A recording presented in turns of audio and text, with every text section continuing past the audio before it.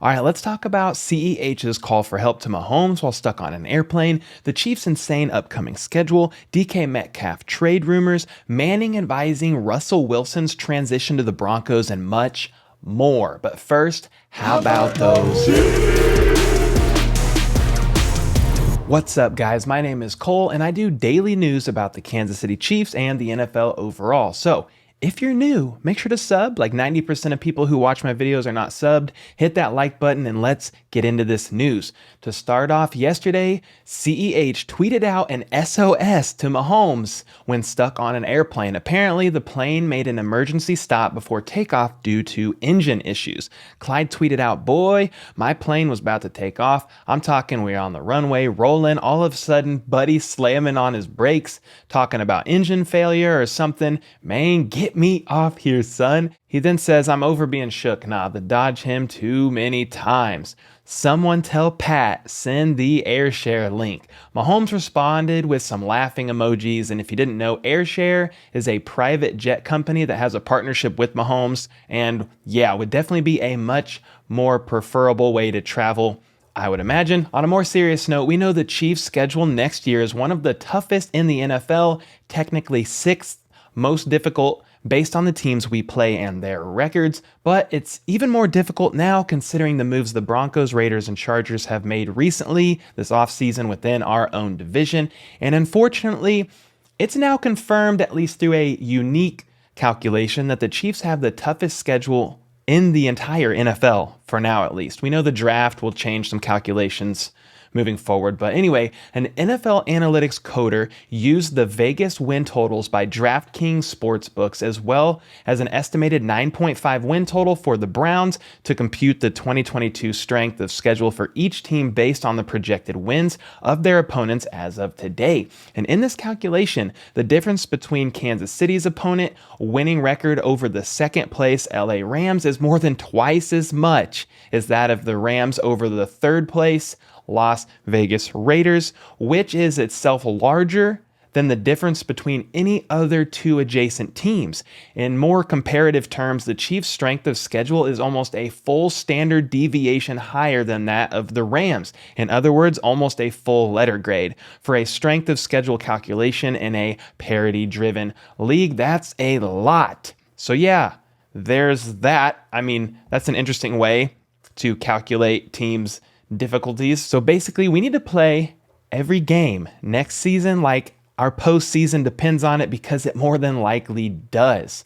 All right, let's talk about some players visiting teams. Our free agent running back Darrel Williams actually visited with the Arizona Cardinals yesterday. And we know that the Chiefs had an interest in bringing the 26-year-old back, but the two sides failed to come to an agreement before the onset of free agency, leading Williams to test the market. So yeah, this is the first team I've heard that Williams has actually visited with. And the Cardinals did sign running back James Conner, but lost Chase Edmonds this offseason, who joins Tyreek Hill and the Dolphins. So they definitely have a need there. Maybe Williams will get a solid multi-year deal. We all know he deserves it and earned it. I wish it would be with KC, but with Ronald Jones here, I don't think Williams is coming back. So while one player visited with another team yesterday, former Colts defensive tackle Taylor Stallworth will be visiting with the Chiefs today. That's according to his agent, Brett Tessler. Tessler said this on Twitter: "My client, Taylor Stallworth, DT, South Carolina, will be visiting the Kansas City Chiefs tomorrow. He was very productive off the bench for the Indianapolis Colts last season and has had several teams interested in him." Stallworth is 26 years old, 6'2", 305 pounds, and joined New Orleans as an undrafted free agent out of South Carolina in 2018. After 2 seasons there and 2 more with the Colts, he's appeared in 50 NFL games, starting 2 of them while accumulating 44 tackles. That's 27 solo, 6 for loss, 4.5 sacks, 14 quarterback hits, and a pair of fumble recoveries, as well as a pass defense. So yeah, Stallworth's agent might have been exaggerating things to say Stallworth was, quote, very productive as a rotational player during his 2021 season for the Colts, but it was clearly his most productive NFL season. Per Pro Football Reference, he collected 3 sacks, 13 pressures, and 9 knockdowns on just 36% of the team's defensive snaps, and didn't give up a single missed tackle. So yeah, this guy isn't a top 5 defensive tackle by any means that will forever change the trajectory of our D-line, but could he be a solid depth piece or rotational player? Yeah, that's what it's looking like. And it's also worth noting that almost every single player that has visited with the Chiefs this offseason has signed with the Chiefs, save for Arden Key. I think he was the only one that signed elsewhere. So let's see how this visit goes today. And then Matt Connor with Arrowhead Addict wrote an article on Stephon Gilmore saying he is a name that won't go away when it comes to rumors surrounding the Kansas City Chiefs, because reports continue to emerge linking the Chiefs and other teams with Gilmore in free agency. And Jeremy Fowler is the latest to mention the heavily leaked interest between player and team. This tweet from Dov Kleeman is from yesterday and says the Chiefs, Eagles, and Bills are among the teams reportedly interested in free agent cornerback Stephon Gilmore.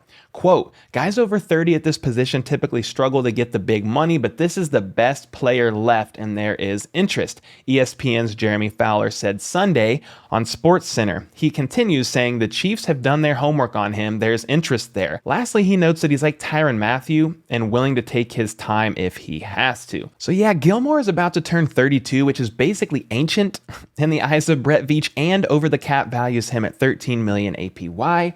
And we know the Chiefs don't really shell out big money to cornerbacks, and at least that would go against the grain here in KC. So hey, given these factors, if they make this move for Gilmore, I will shave off my beard. Okay, no I won't, but it makes sense why they are inquiring about Gilmore, as we need a solid veteran corner with the absence of Charvarius Ward and also Mike Hughes, both gone in free agency. Some of you may be like, hey Cole, what about the James Bradberry situation with the Giants? Well, I'm glad you asked. We'd have to trade for him, maybe for like a 6th or a 7th rounder, and absorb some of, if not most of, his cap hit. Jordan Foote with Sports Illustrated has this to say regarding the Chiefs and cornerback James Bradberry. Are the Chiefs that other team? Perhaps, but even sending a 7th round pick to the Giants would still require Veach to absorb a 2022 cap hit that exceeds $13 million.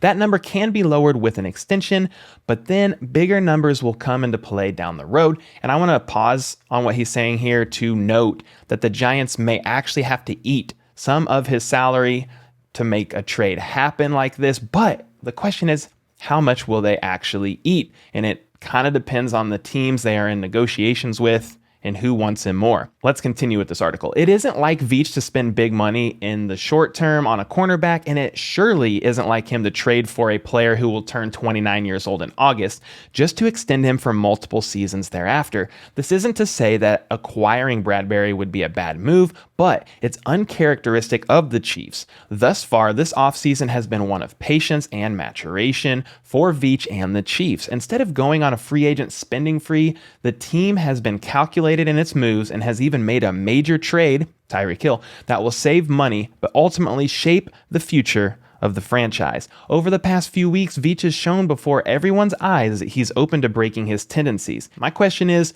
what are your guys' thoughts on this? Do you think Veach may just be going into the draft and addressing our cornerback need purely there? Like maybe we grab someone we think that'll be an instant starter and then another in a later round that's more of a developmental piece. I don't know. Let me know your thoughts in the comments down below. Here's what I know. I'm going to miss Charvarius Ward. In other NFL news, according to Ian Rappaport yesterday via the Pat McAfee show, AJ Brown and DK Metcalf are reportedly being sought after by other teams. And one team could be the Chiefs. It's been reported that we've been inquiring other teams about receivers. You never really know there. So yeah, after this was said, JPA Football tweeted out rumors. Teams are calling Seattle about trading for wide receiver DK Metcalf, per Ian Rappaport. Well, DK Metcalf himself retweeted this saying, haven't heard anything, per myself, which is actually pretty funny. He's basically shutting down the thought that anything is going to happen. But I will say this, that doesn't mean that teams like the Chiefs or others are not calling and asking about him. They probably are. But again, just because teams are calling to inquire about a player, that doesn't mean said team is actually going to trade said player. But on the subject of DK Metcalf, it looks like he hung out with Trey Smith at WrestleMania, so maybe, just maybe, Trey was undercover doing some recruiting as well. You never know. And then the Bills signed lineman Ryan Bates to a 4-year contract worth $17 million after matching the offer made by the Bears. Giants QB Daniel Jones says he looks forward to working with Tyrod Taylor, saying he's a guy with a lot of experience in this league. He was asked about the Giants' 5th-year option decision, and he said, quote, "There will be a time and place for those conversations." I'm sure he wants a payday, so that'll be interesting to see how those conversations go when they do happen. And then a big trade of draft picks happened yesterday between the Eagles and the Saints. Lots of numbers here. The Eagles are sending picks 6, 19, and 194 in the 6th round to the Saints in exchange for pick number 18, number 101 in the 3rd round, and number 237 in the 7th round, and a 2023 first round pick and 2024 second round pick. Saints now at 16 and 19, Eagles at 15 and 18. Why would they do this? Well, one of the most expected things in this year's draft was the Eagles moving some of this year's draft capital to next year. So they hand the Saints more draft capital for this year and have begun loading up for the next. Now the Eagles have 2 first-round picks in the 2023 draft, which is expected to be a better and deeper QB draft. A trade like today's continues to show that Jalen Hurts will get another chance this season to become the Eagles' QB solution for future seasons. So basically, the pressure is on for Jalen Hurts. That is for sure. And then I didn't see this when initially prepping my notes this morning, but I do want to comment on it because I did a video on this recently talking about the Washington Commanders reportedly withholding ticket revenue from other owners. Basically, they said they had a second set of books that they used and lied about it. This is all allegedly. Well, Washington Commanders have now responded to this. They say this: there has been absolutely no withholding of ticket revenue at any time by the Commanders. Those revenues are subject to independent audits by multiple parties. Anyone who offered testimony suggesting a withholding of revenue has committed perjury, plain and simple. And this is from attorney Lisa Banks defending her client. The Washington Commanders just released a statement to members of the media. In that statement, they defamed my client, Jason Friedman, who came forward at the request of the Congressional Oversight Committee and testified truthfully with evidence. Unfortunately, Mr. Friedman is unable to defend himself publicly due to contractual constraints that prevent him from speaking freely. He would be happy to recount his testimony if Dan Snyder and the Washington Commanders allow him to do so. I will await their response. So, this is interesting. Basically saying that has not happened, and anybody who said otherwise lied. So, I will keep you updated about that. That is certainly an interesting and continually developing situation. And then Peyton Manning has reportedly been advising Russell Wilson to help him with his transition to the Broncos. Manning himself found him in a similar position back in 2012. At that point, he had played 14 seasons with the Colts and in 2011 had neck surgery that made him miss the entire 2011 season, which ultimately caused him to be released from the Colts the next year. And he chose Denver from there as his landing spot. He played there 4 seasons and led the Broncos to 2 Super Bowls during that time. Ironically, Manning lost that first Super Bowl with the Broncos against Russell Wilson and the Seahawks, but managed to win the second one, and Manning retired after that. Anyway, Manning has some experience here transitioning to this exact team after many years playing for another. A very similar situation to what Russell Wilson is facing here in 2022. So yeah, basically, Manning has talked with Russell a number of times and has had convos about some of the things that helped him in his transition to a different team.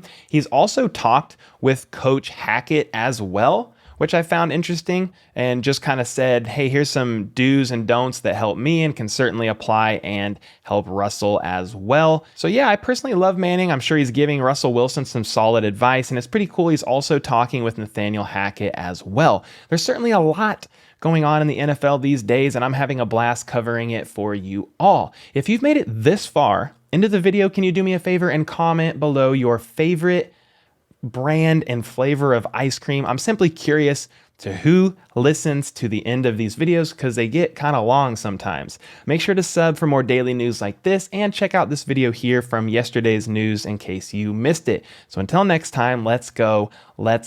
How about those